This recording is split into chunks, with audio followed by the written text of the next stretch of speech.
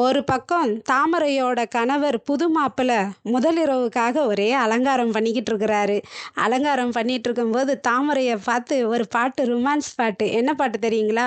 தாமரை பூவுக்கும் தண்ணிக்கும் என்னைக்கும் சண்டையே வந்ததில்லை. அந்த பாட்டோட ஒரே ரொமான்ஸ் மூடுங்க. அந்த ரொமான்ஸ் மூடு பண்ணி பண்ணி தாமரையை கையை பிடிச்சி இழுக்கிறாரு. வா தாமரை, வா தாமரை, நம்ம முதலிரவு கொண்டாடலாம் அப்படின்னு சொல்லிட்டு.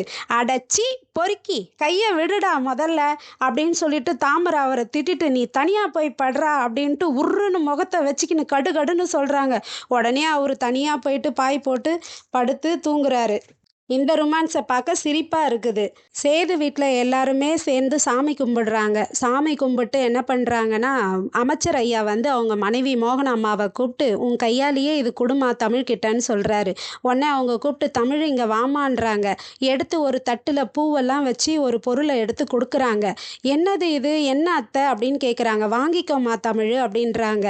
என்ன அத்தை இது, ஏன் அப்படின்னு சொல்லி தமிழ் கேட்குறாங்க. உடனே சேது சொல்கிறாரு, தமிழ் அது ஒன்றும் இல்லை, கஜானா சாவி தான், அது உன்கிட்ட தானே இருந்தது, அதை திருப்பி உனக்கே தராங்க, வாங்கிக்கோ தமிழ், நீ தானே கஜானாவை பாதுகாத்த, அதனால் நீ வாங்கிக்கோ அப்படின்ட்டு சேது சொல்கிறாரு.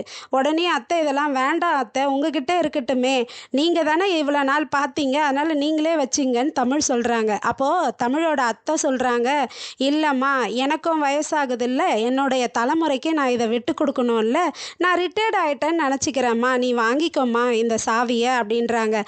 பாட்டி, அமைச்சர் ஐயா எல்லாருமே சாவியை வாங்கிக்கோமான்னு சொல்கிறாங்க.